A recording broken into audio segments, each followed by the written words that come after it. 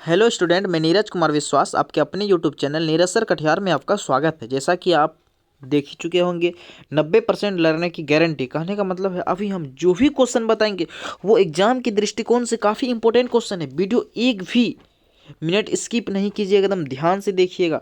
10th class के लिए objective लाए हुए हैं जो कि साइंस से रिलेटेड है। चलिए समय नहीं गंवाते हुए पहला क्वेश्चन की बात कर रहे हैं। चलिए पहला क्वेश्चन है, किस दर्पण की फोकस दूरी ऋणात्मक होती है? ये बहुत बार पूछा गया है।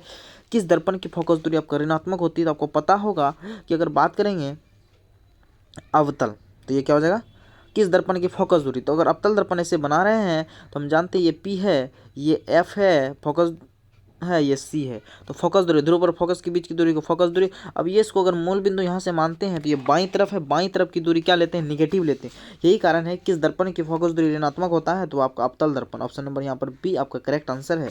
ठीक है, अगर अवतल दर्पण का चित्र की बात करें तो ये अवतल दर्पण है आपका। ठीक है, अंदर का भाग धंसा हुआ हो, ठीक है, उसको अवतल दर्पण कहते हैं, जिसका अंदर का भाग गहरा हो।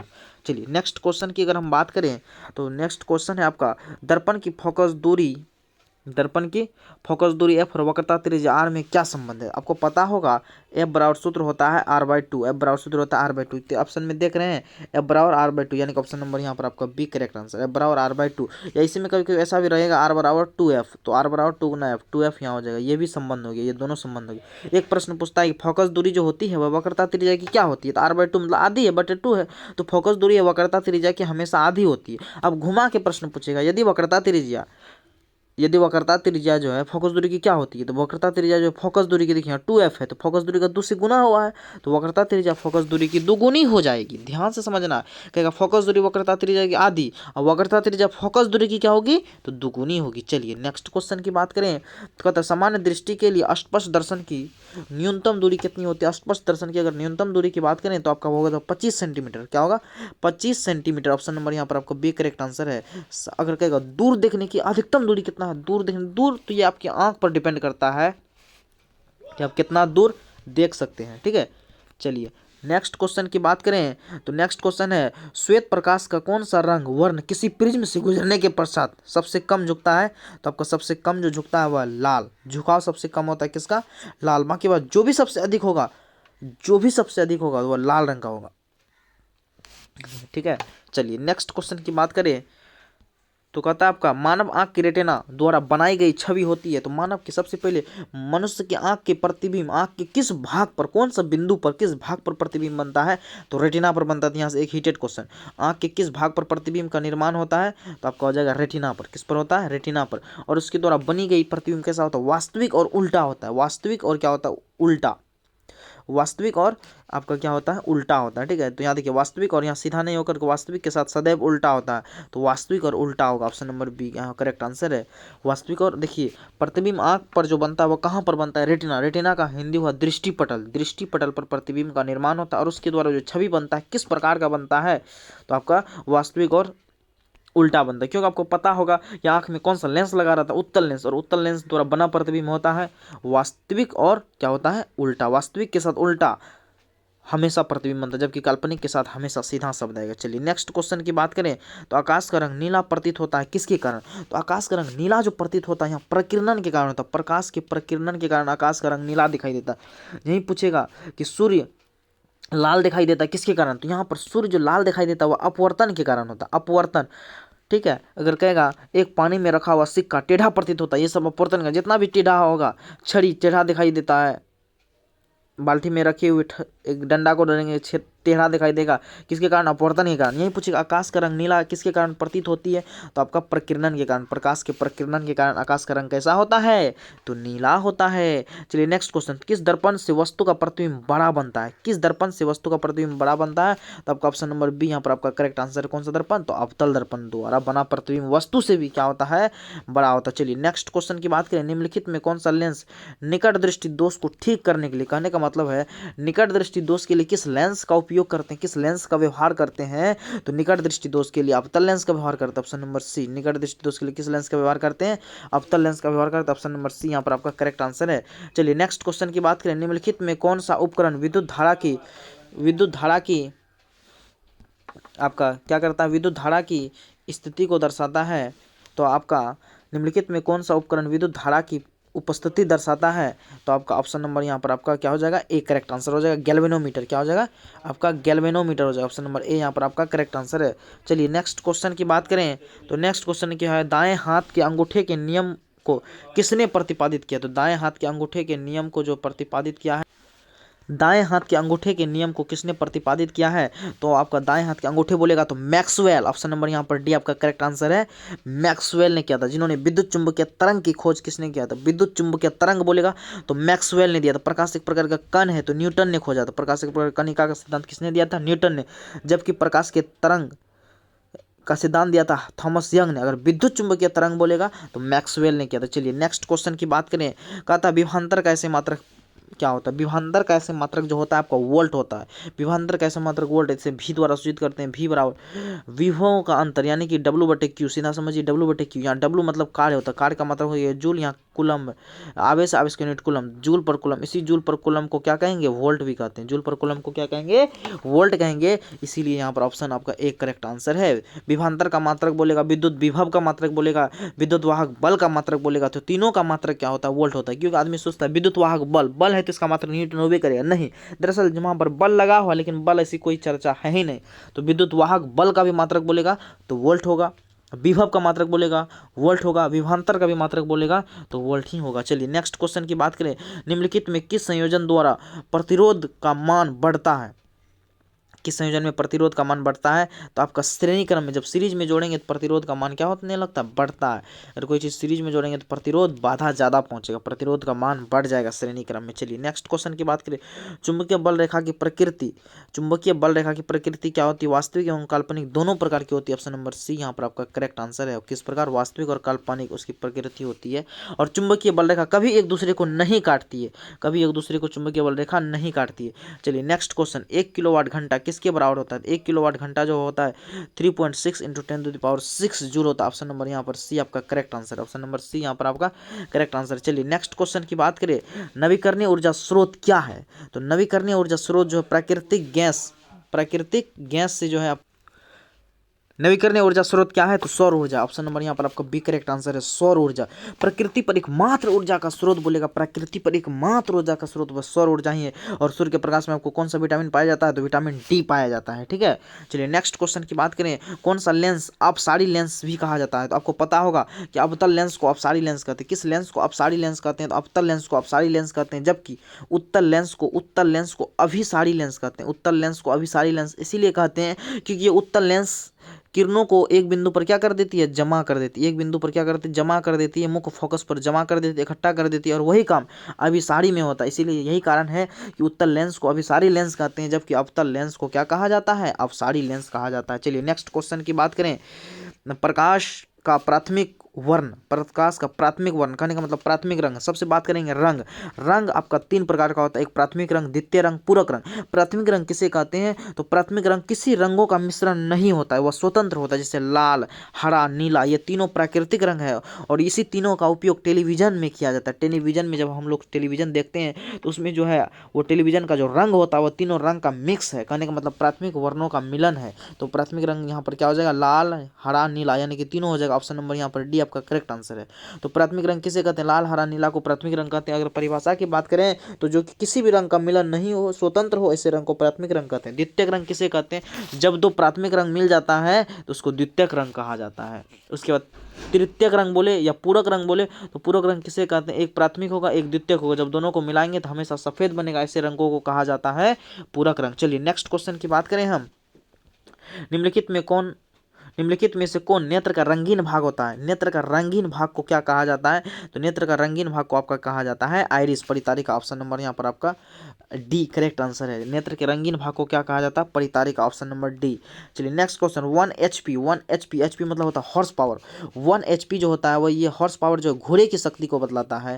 ठीक है, 1 HP कितना बराबर होता है? तो 1 HP बराबर होता है 746 वाट। ऑप्शन नंबर ए आपका करेक्ट आंसर है। अगर यहाँ पर पूछेगा हाफ HP तो इसी में 2 से भागा दे देना है, जो आएगा आंसर आंसर आ जाएगा। ठीक है, ये मैथमेटिक्स कैलकुलेशन है। चलिए, शक्ति का ऐसे मात्रक वाट होता है, ये भी ध्यान में रखना होगा आपको।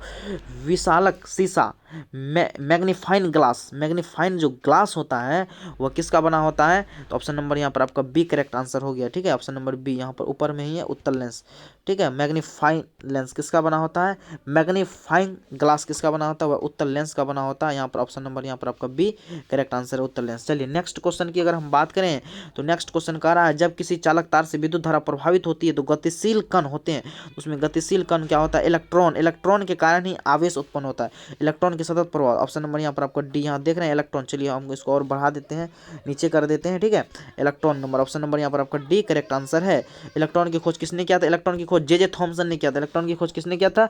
तो जे थॉमसन ने किया। चलिए नेक्स्ट क्वेश्चन, एम्पियर घंटा। देखिए सबसे बड़े, ये बहुत हीटेड क्वेश्चन है, आपको थोड़ा समझने की आवश्यकता है, अगर नहीं समझेंगे तो आप गलत मार के आ जाएंगे। एम्पियर घंटा, क्योंकि पहले ही बोल दिए 90% ऑब्जेक्टिव इसी से लड़ेंगे, इसीलिए आप लोग इसको ध्यान से देखेंगे। ठीक है, अगर आप मेरे टेलीग्राम में नहीं है तो टेलीग्राम ज्वाइन कर लें, नीरज सर कटियार सर्च करेंगे तो टेलीग्राम आपका आ जाएगा और ज्वाइन लिखाएगा तो ज्वाइन कर लेंगे। चलिए एम्पियर घंटा, सबसे पहले एम्पियर किसका मात्रक? आप पढ़े होंगे, आवेश का ऐसे मात्रक क्या होता है? एम्पियर होता है। आवेश का ऐसे मात्रक एम्पियर होता है। तो हम जानते हैं आवेश बराबर जो सूत्र होता है, आई बराबर जो सूत्र होता है वह क्यू बाई टी होता है। अगर यहाँ से हम क्यू का मान निकालेंगे तो क्यू बराबर क्या हो गया? आई गुना टी।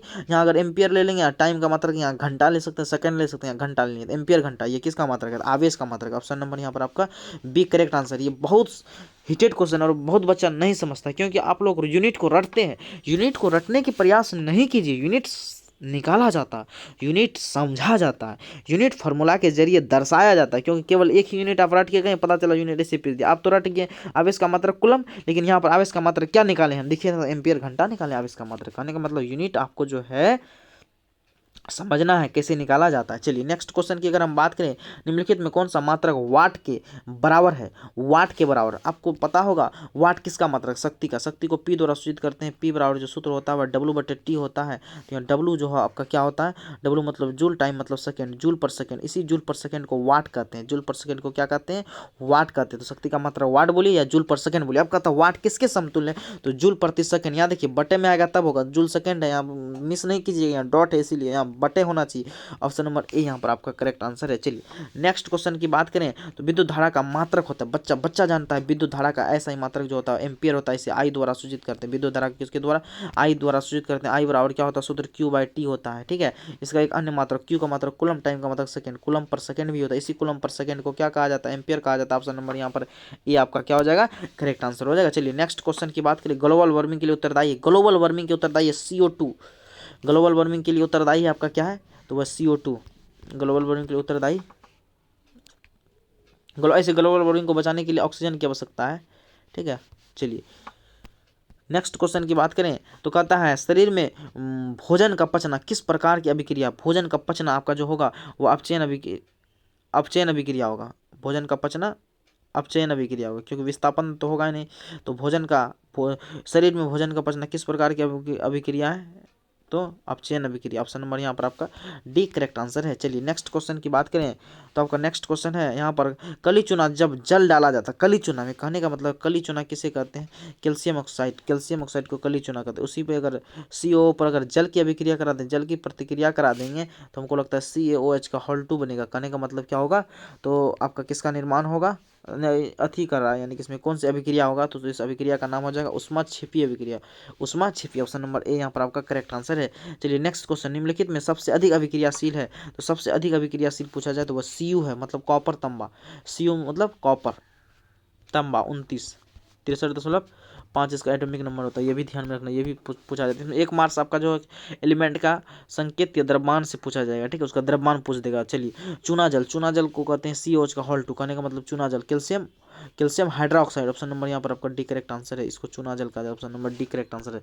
चलिए नेक्स्ट क्वेश्चन की बात करें तो कहता है कोई विलियन लाल लिटमस पत्र को नीला कर देता है। एक बात बताइए, अगर लाल को नीला करेगा, क्या बोले, लाल को अगर नीला करेगा, लाल को अगर नीला करेगा तो वह क्या कहलाएगा? वह क्षारक कहलाएगा। क्या कहलाएगा? क्षारक कहलाएगा। ठीक है, तो आपको पता होगा क्षारक विलयन का pH मान 7 से अधिक होता है। लाल को नीला, अगर नीला को लाल करता तो अम्ल, तो उसका pH मान होता 7 से कम होता। तो यहाँ आपको लाल लिटमस पत्र को नीला कर देता है, तो लाल लिटमस पत्र को नीला कर देता है तो उसका pH मान होता 7 से अधिक। यहाँ 10 भी है, 11 भी है, तो ये सब सही है, ये सब सही है। ठीक है, यानी ए बी दोनों ऑप्शन नंबर यहाँ पर आपका डी करेक्ट आंसर है। चलिए नेक्स्ट क्वेश्चन की बात करें तो एल्काइन, एल्काइन कहने का मतलब एल्काइन में कार्बन के बीच कितने सहसंयोग बंधन होते हैं? एल्काइन, एल्काइन हो गया CnH2n-2, तो एल्काइन में जो आपका ट्रिपल बंधन हो गया, ऑप्शन नंबर सी यहाँ पर होगा करेक्ट आंसर। जबकि एल्केन में पहला बॉन्ड, जबकि एल्कीन, एल्कीन बोलेगा डबल बंधन, और एल्काइन तो ये ट्रिपल बंड हो जाएगा, एल्काइन मतलब ट्रिपल बंड हो जाएगा, ठीक है। चलिए नेक्स्ट क्वेश्चन, ग्लूकोज का आणविक सूत्र। सबसे पहले आपको कम से कम 2-3 को सूत्र पूछेगा, इसलिए आप केमिस्ट्री का सूत्र रख लीजिएगा। पहला प्लास्टर पेरिस का सूत्र बताइए, तो CSO4 × 12H2O। जिप्सम का सूत्र बताइए, CSO4 × 2H2O। कैल्शियम ऑक्साइड का सूत्र बोलिए CaO। कैल्शियम हाइड्रोक्साइड का सूत्र बोलिए तो CaOH का होल 2। उसके बाद ब्लीचिंग पाउडर का सूत्र बोलिए CaOCl2। कहने का मतलब ये आपका सूत्र से 1-2 प्रश्न रहेंगे, इसीलिए तो यहाँ पर आपका पूछा है ग्लूकोज का आणविक सूत्र बताइए, C6H12O6। ऑप्शन नंबर ए यहाँ पर आपका करेक्ट आंसर हो सकता है। चीनी का पूछ दे तो C12H22O11, याद रखिएगा चीनी का सूत्र क्या होता है बाबू, C12H22O11, जबकि ग्लूकोज का C6H12O6। चलिए नेक्स्ट क्वेश्चन की बात करें तो नेक्स्ट क्वेश्चन है उच्च वसा अम्लियों के सोडियम लवण को क्या कहते हैं? तो उच्च वसा अम्लों के सोडियम लवण को आपको किसका निर्माण होता है? तो आपका साबुन का निर्माण होता है। उच्च वसा के सोडियम अम्ल साबुन का निर्माण होता है। CHO, सबसे पहले एक मूलक पूछेगा, CHO किसका मूलक है? तो CHO आपका एल्डिहाइड का है। अगर बोलेगा CO ketone, CHO aldehyde, COOH carboxylic acid. समझ में आया? तो ये चीज़ आपको याद रखना है, ठीक है। चलिए नेक्स्ट क्वेश्चन, OH बोलेगा तो एल्कोहल, OH यहाँ देखो CHO किसका है? तो एल्डिहाइड है, यहाँ एल्कोहल का क्या होता है? OH हो जाता है। COOH कार्बोक्सिलिक एसिड हो जाता है, ठीक है। CO हो जाता है कीटोन का क्रियाशील मूलक है, ठीक है। चलिए नेक्स्ट क्वेश्चन की बात करें, आवर्त सारणी के किसी वर्ग में बाएं से दाएं जाने पर, कहने का मतलब हम बाएं से दाएं जाने पर तत्व की परमाणु संख्या क्या होती है? तो बाएं से दाएं जाने पर तत्व की परमाणु संख्या क्या होती है? आपका घटती है। अगर वर्ग में ऊपर से नीचे जाने पर उसके साइज क्या होगा? परमाणु की साइज बढ़ेगा, त्रिज्या बढ़ेगा, स्वाभाविक है, त्रिज्या बढ़ेगा, कक्षा बढ़ेगा तो साइज भी बढ़ेगा, साइज बड़ा होगा। लेकिन वही चीज़ अगर हम आवर्त में करेंगे बाएं से दाएं जाने पर, तो वहाँ पर घटती है, क्या होती है? उसकी साइज क्या होने लगती है? घटती है। निम्नलिखित तत्वों में अधातु गुण के आधार पर उसको सजाना है, तो अधातु गुण के आधार पर फ्लोरीन, क्लोरीन, ब्रोमीन, यहाँ तो यहाँ हो जाएगा क्या? लिथियम, बेरिलियम, कार्बन, ऑक्सीजन और फ्लोरीन। ऑप्शन नंबर यहाँ पर आपका बी करेक्ट आंसर है। ऑप्शन नंबर बी आपका क्या हो जाएगा? करेक्ट आंसर है। चलिए नेक्स्ट क्वेश्चन की अगर हम बात करें तो नेक्स्ट क्वेश्चन है सिलिका क्या है? तो सिलिका आपका उपधातु है। सिलिका क्या है? उपधातु है। ऑप्शन नंबर यहाँ पर आपका सी करेक्ट आंसर है। सिलिका क्या है? उपधातु है। ऑप्शन नंबर सी यहाँ पर आपका करेक्ट आंसर हो जाएगा। चलिए नेक्स्ट क्वेश्चन की बात करें तो निम्नांकित में कौन विद्युत धनात्मक तत्व है? तो विद्युत धनात्मक तत्व आपका क्या है? तो आपका सोडियम। सोडियम क्या है? विद्युत धनात्मक तत्व। ऑप्शन नंबर यहाँ पर आपका सी करेक्ट आंसर है। सोडियम का संकेत होता है आपका Na। सोडियम का संकेत क्या होता है? Na। बहुत कहता है सोडियम एस से शुरू होता है, नहीं एस नहीं बाबू, Na होता है। इसका परमाणु संख्या कितना होता है? 11, और द्रव्यमान संख्या 23 होगा। चलिए ये भी ध्यान में रखना। चलिए नेक्स्ट क्वेश्चन पर अगर हम बात करें, टिहरी बांध का निर्माण किस प्रदेश में किया गया है? तो टिहरी बांध का निर्माण उत्तराखंड में किया गया। ऑप्शन नंबर यहाँ पर आपका क्या हो जाएगा? आपका बी करेक्ट आंसर होगा। टिहरी बांध का निर्माण उत्तराखंड, ऑप्शन नंबर बी यहाँ पर आपका करेक्ट आंसर है। चलिए नेक्स्ट क्वेश्चन की बात करें, निम्नांकित में किस धातु को केरोसिन में डुबा कर रखा जाता है? केरोसिन में डुबा कर रखा जाता है सोडियम। सोडियम केरोसिन में डुबा कर किसे रखा जाता है? तो सोडियम। ऑप्शन नंबर बी यहाँ पर आपका करेक्ट आंसर है। और पता कहा जाता है सोडियम में और क्या अपसेंट रहता है? तो वो ऑक्सीजन नहीं पाया जाता। सोडियम में ऑक्सीजन अपसेंट रहता है, इसीलिए इसको केरोसिन में डुबा कर रखा जाता है। चलिए नेक्स्ट क्वेश्चन, अपमार्जक बनाए जाते हैं तो Surf Excel, shampoo, easy Surf, उपरोक्त सभी। कहने का मतलब ऑप्शन नंबर आपका क्या हो जाएगा? डी यहाँ पर आपका करेक्ट आंसर है। तो अपमार्जक कैसे बनाए जाते हैं? इनके सभी द्वारा बनाए जाते हैं। अपमार्जक सभी के द्वारा बनाए जाते हैं। Surf Excel, shampoo, easy Surf, उपरोक्त सभी। ऑप्शन नंबर यहाँ पर आपका डी क्या हो जाएगा? करेक्ट आंसर हो जाएगा। चलिए नेक्स्ट क्वेश्चन की अगर हम बात करें तो सौर सेल में किसका उपयोग करते हैं? तो सौर सेल में आपका सिलिकॉन का उपयोग करते हैं। किसका उपयोग करते हैं? सिलिकॉन का उपयोग करते हैं। ऑप्शन नंबर यहाँ पर आपका बी करेक्ट आंसर है। सौर सेल में किसका? Silicon. Option number B SI, silicon SI होता है, ठीक है। चलिए ध्यान दीजिए। नेक्स्ट क्वेश्चन की बात करें, निम्नलिखित में किसका उपयोग खाना बनाने के ईंधन में किया जाता है? आपको पता होगा LPG सिलेंडर गैस। LPG का ही उपयोग हमको खाना बनाने में करते हैं। इसमें क्या भरा जाता है? ब्यूटेन और प्रोपेन गैस का मिश्रण रहता है, ठीक है। चलिए नेक्स्ट क्वेश्चन की बात करें, 2Cu + O2, 2Cu2 में तो संतुलित अभिक्रिया है। ये संतुलित अभिक्रिया ही है। आपका ये कौन सा अभिक्रिया? ऑक्सीकरण अभिक्रिया है। क्या है? ऑक्सीकरण अभिक्रिया।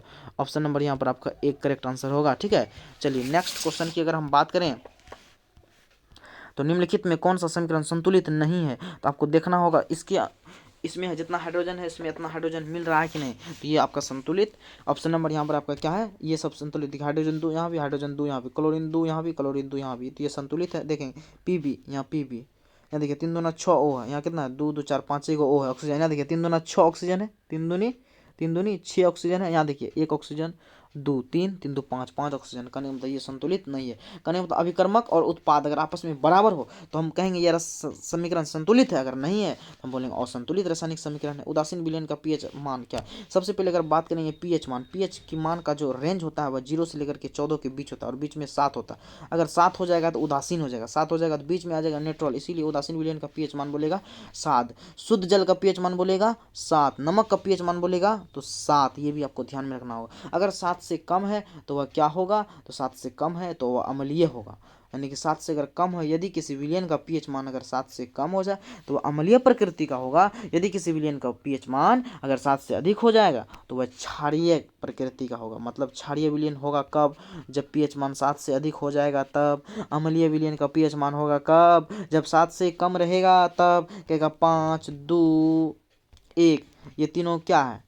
तो अम्लीय है। कैसे पता चले? क्योंकि 7 से कम है, अगर 7 से कम होगा पीएच मान तो वह अम्लीय होगा। चलिए नेक्स्ट क्वेश्चन, निम्नलिखित में कौन दुर्बल अम्ल है? तो निम्नलिखित में कौन दुर्बल अम्ल है? ऑप्शन नंबर यहाँ पर आपका सी करेक्ट आंसर हो जाएगा। CH3COOH, ऑप्शन नंबर यहाँ पर सी आपका क्या हो जाएगा? करेक्ट आंसर हो जाएगा। चलिए ये नेक्स्ट क्वेश्चन, क्रायोलाइट। क्रायोलाइट किसका अयस्क है? तो क्रायोलाइट आपका एल्युमिनियम का अयस्क है। क्रायोलाइट किसका अयस्क है? तो एल्युमिनियम का। ऑप्शन नंबर यहाँ पर आपका डी करेक्ट आंसर है। क्रायोलाइट एल्युमिनियम का अयस्क है। ठीक है, चलिए बॉक्साइट कोरंडम ये भी एल्युमिनियम का अयस्क है। पोटेशियम की परमाणु संख्या, सबसे पहले आपको बोले थे आपका परमाणु संख्या सवाल पूछेगा। सोडियम की परमाणु संख्या बोला जाए 11, पोटेशियम की परमाणु संख्या बोला जाए 19, कैल्शियम की परमाणु संख्या बोला जाए 20। ठीक है, तो ये इंपॉर्टेंट क्वेश्चन है। चलिए नेक्स्ट क्वेश्चन की बात करें, फार्मिक अम्ल। फार्मिक अम्ल क्या होते हैं? फार्मिक अम्ल, मिथेनोइक अम्ल को फार्मिक अम्ल कहते हैं। ऑप्शन नंबर ए यहाँ पर आपका करेक्ट आंसर है। मिथेनोइक अम्ल को क्या कहते हैं? फार्मिक अम्ल कहते हैं। चलिए नेक्स्ट क्वेश्चन, इथाइल अल्कोहल का सूत्र क्या होता है? C2H5OH, C2H5OH। तो ऑप्शन नंबर यहाँ पर आपका C2H5OH किस में है? तो ऑप्शन नंबर यहाँ पर आपका सी करेक्ट आंसर है, इथाइल अल्कोहल C2H5OH। ठीक है, चलिए नेक्स्ट क्वेश्चन, एल्काइन। एल्काइन का सूत्र जो होता है, एल्काइन का अंग कौन है? तो ध्यान दीजिए CnH2n -2 है। अगर यहाँ पर आपको 2 रखेंगे तो 2 दूना 4, 4 में से 2 गया 2, यानी कि C2H2। ऑप्शन नंबर ए यहाँ पर आपका करेक्ट आंसर है। ये एल्काइन समूह का सूत्र है, जिसको एसिटिलीन गैस कहते हैं। धातु के बिल्डिंग में किस गैस का प्रयोग करते हैं? एसिटिलीन गैस का प्रयोग करते हैं। आपको पता होगा एल्काइन में डबल बॉन्ड होता है। चीनी का रासायनिक सूत्र क्या होता है? चीनी का जो रासायनिक सूत्र होता है आपको शुरू में ही बता दिए थे, C12H22O11। Option number B. जबकि ग्लूकोज का सूत्र होता है C6H12O6। ये ऊपर वाला ग्लूकोज का सूत्र है, ये आपका चीनी का सूत्र है C12H22O11। चलिए नेक्स्ट क्वेश्चन की बात करें, एसिटिलीन में कार्बन के बीच संयोजक बंधन कितने? एसिटिलीन देखिए एसिटिलीन का सूत्र क्या होता है? C2H2। एसिटिलीन क्या होता है? एसिटिलीन का अगर बोलेंगे सूत्र तो आपका हो जाएगा C2H2। एसिटिलीन का क्या होता है? तो C2H2। इसमें ट्रिपल बंधन हो जाएगा, इसमें क्या हो जाएगा? ट्रिपल बंधन हो जाएगा। तो आपको ये ध्यान में रखना होगा। ऑप्शन नंबर यहाँ पर आपका डी करेक्ट आंसर है। चलिए नेक्स्ट क्वेश्चन की बात करें, श्वसन के अध्ययन के लिए उपयुक्त किए जाने वाले बीज क्या है? तो श्वसन के अध्ययन के लिए उपयुक्त किए जाने वाला जो बीज है आपको ये कमेंट बॉक्स के माध्यम में से जो भी डाउट है तो आप पूछ सकते हैं। तो श्वसन के अध्ययन के लिए उपयोग किए जाने वाले बीज क्या है? आपका अंकुरित बीज है। ऑप्शन नंबर यहाँ पर आपका बी करेक्ट आंसर है। ऑप्शन नंबर क्या होगा?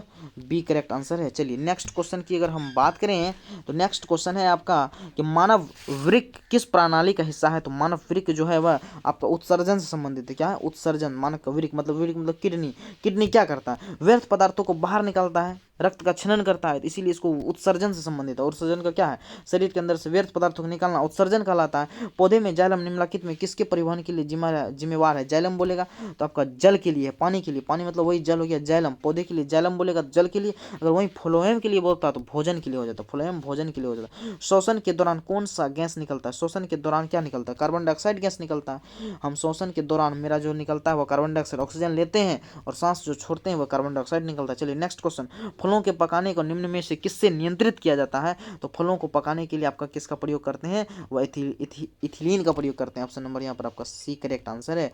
फलों को पकने में किस का उपयोग करते हैं? एथिलीन का करते हैं। चलिए नेक्स्ट क्वेश्चन, न्यूरॉन का वह हिस्सा जहां जानकारी हासिल की जाती है तंत्रिका तंत्र कहलाता है। ऑप्शन नंबर यहाँ पर आपका बी करेक्ट आंसर है। तंत्रिका तंत्र क्या होगा? तंत्रिका तंत्र। चलिए नेक्स्ट क्वेश्चन, निम्नलिखित में कौन सा आपातकाल हार्मोन कहा जाता है? एड्रेनल हार्मोन को आपातकाल हार्मोन कहा जाता है। ऑप्शन नंबर यहाँ पर आपका ए करेक्ट आंसर है। किस हार्मोन को आपातकाल हार्मोन कहा जाता है? एड्रेनल हार्मोन को आपातकाल हार्मोन कहा जाता है। चलिए नेक्स्ट क्वेश्चन की बात करें, निम्नलिखित में कौन सी अनैच्छिक क्रिया नहीं है? तो निम्नलिखित में कौन सी अनैच्छिक क्रिया नहीं है? तो ऑप्शन नंबर सी दिल का धड़कन अनैच्छिक क्रिया नहीं है, ये मेरे इच्छा के अनुसार नहीं होता है। चलिए नेक्स्ट क्वेश्चन, मानव में गर्भकाल की अवधि कितना होता है? 270 दिन होता है। 200 गाय भैंस में बोलेगा 282 दिन, गाय भैंस में बोलेगा, जानवरों में 282 दिन, जबकि मानव में कितना होता है? गर्भकाल की अवधि 270 दिन होती है। चलिए नेक्स्ट क्वेश्चन की बात करें, गर्भ एक्शन प्लान कब शुरू किया गया? तो गर्भ एक्शन प्लान जो आपका शुरू किया गया था 1985 में किया गया था। ऑप्शन नंबर यहाँ पर आपका बी करेक्ट आंसर है, 1985। चलिए नेक्स्ट क्वेश्चन की बात करें, मुकुलन द्वारा अलैंगिक जनन निम्नलिखित में किसमें होता है? मुकुलन द्वारा अलैंगिक जनन जो होता है किसमें होता है? अमीबा यीस्ट में होता है। ऑप्शन नंबर ए आपका करेक्ट आंसर है, किसमें? यीस्ट में होता है। चलिए नेक्स्ट क्वेश्चन की बात करें, निम्न में कौन सी बीमारी श्वसन तंत्र से संबंधित है? श्वसन तंत्र से कौन सी बीमारी संबंधित है? तो आपका जो ऑप्शन नंबर यहाँ पर सी निमोनिया, निमोनिया श्वसन तंत्र से संबंधित, ऑप्शन नंबर सी यहाँ पर आपका करेक्ट आंसर हो जाएगा। चलिए नेक्स्ट क्वेश्चन, मनुष्य और अन्य मांसाहारी जीव निम्नलिखित में किसका पाचन नहीं करता है? तो आपका सेलुलोज का पाचन नहीं कर सकता है। ऑप्शन नंबर यहाँ पर आपका बी करेक्ट आंसर है, सेलुलोज। चलिए नेक्स्ट क्वेश्चन की बात करें, ब्रेन हेमरेज का मुख्य कारण क्या है? हाइपरटेंशन ब्रेन हेमरेज, यानी कि हाइपोटेंशन है, ये ध्यान में रखना, शुद्धता भी ध्यान में रखना। ऑप्शन नंबर यहाँ पर आपका सी करेक्ट आंसर है, ब्रेन हेमरेज हाइपरटेंशन। निम्नलिखित में परजीवी पादप का उदाहरण क्या है? तो आपका कृष्टकुटा, ऑप्शन नंबर बी यहाँ पर आपका करेक्ट आंसर है। चलिए नेक्स्ट क्वेश्चन की बात करें, हृदय में रक्त को संपूर्ण शरीर में पंप किया जाता है, किसके द्वारा किया जाता है? तो आपका इनमें से सभी के द्वारा किया जाता है, फेफड़ों, नीले, आलिंदो, इनमें से सभी। ऑप्शन नंबर यहाँ पर आपका डी करेक्ट आंसर है। चलिए नेक्स्ट क्वेश्चन, हाइड्रा निम्नलिखित में हाइड्रा में अलैंगिक जनन की विधि क्या है? तो मुकुलन द्वारा हाइड्रा में जनन होता है। ऑप्शन नंबर यहाँ पर आपका एक क्या हो जाएगा? करेक्ट आंसर हो जाएगा। चलिए नेक्स्ट क्वेश्चन की बात करें, तो कहता है जनन संचारित होता है, तो जनन संचारित क्या होता है? तो आपका ऑप्शन नंबर डी इनमें से सभी होता है, सिफिलिस, एड्स और गेनोरिया, ऑप्शन नंबर सी इनमें से सभी। ऑप्शन नंबर डी यहाँ पर आपका करेक्ट आंसर है। चलिए नेक्स्ट क्वेश्चन, पुष्प का सबसे बाहरी अंग क्या होता है? तो बाहरी अंग बोलेगा बाह्य दलपुंज, नाम से ही पता चलता है बाह्य दलपुंज, ये शरीर पुष्प का क्या होगा? बाहरी अंग होगा। चलिए नेक्स्ट क्वेश्चन की बात करें, ब्लड ग्रुप ए में कौन सा एंटीबॉडी है? तो ब्लड ग्रुप ए में जो एंटीबॉडी पाया जाता है, ऑप्शन नंबर यहाँ पर आपका सी बी एंटीबॉडी पाया जाता है। ब्लड ग्रुप ए में कौन सा एंटीबॉडी पाया जाता है?